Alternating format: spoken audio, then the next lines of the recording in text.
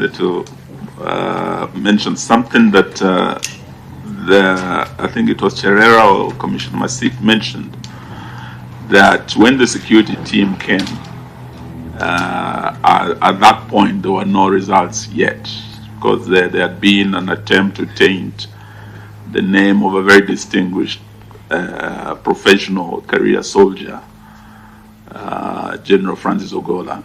I think my colleague Omar has referred to that.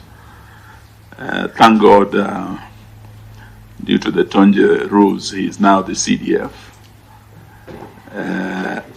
I am happy that you have mentioned that when that team came, they did not come to threaten anyone or to change the results or to overturn.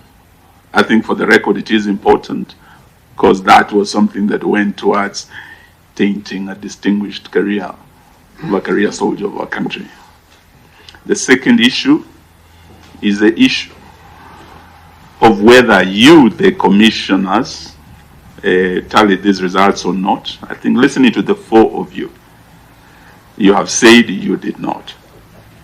We were hoping Chebukati would be here, the chair, and he has denied the country the opportunity to hear both sides of the story in a very arrogant manner. We'll be dealing with that matter shortly.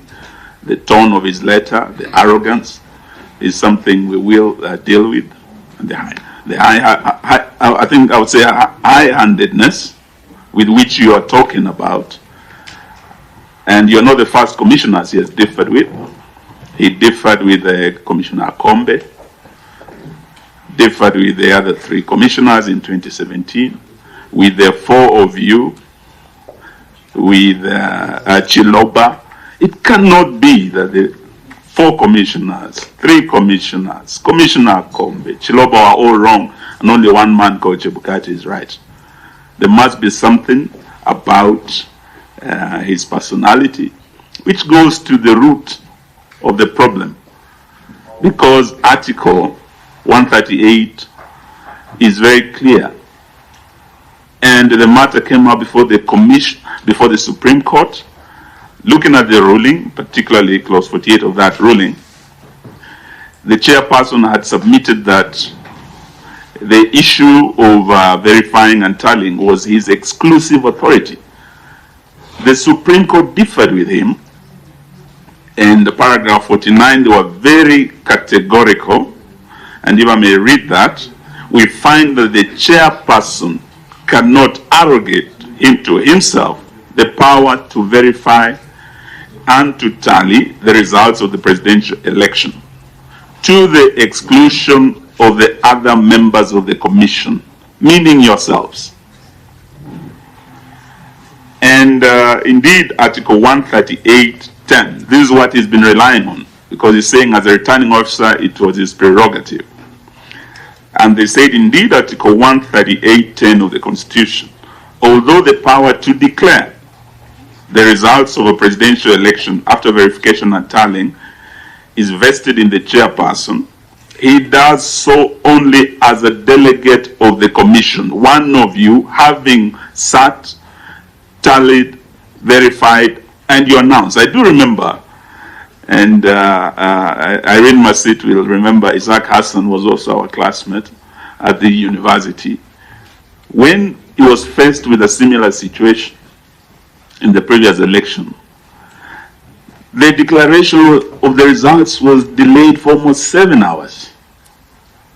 When Isaac Hassan sat with his colleagues, they were able to build consensus, and when they came out as a united commission to make that declaration.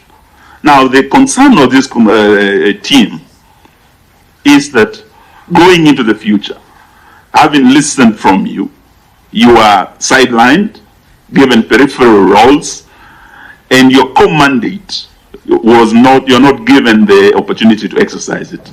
In future, there's a danger of a rogue chairman. You are 7, this chairman had 2 only, minority supporting him. The majority of you, up to today, have not owned those results, which still casts the shadow on the legitimacy.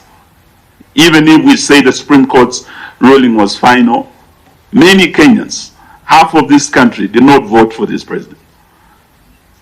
The majority of that commission did not agree with these results. That shadow can never go away.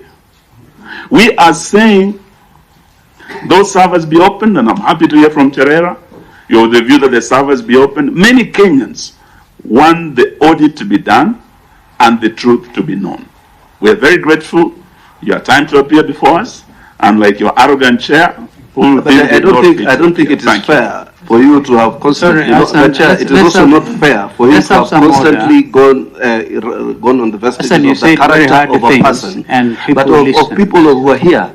But when you start casting aspersion on people who are not here, and to try and derogate their characters because you do not like what he did or what he decided, it's not fair. And have you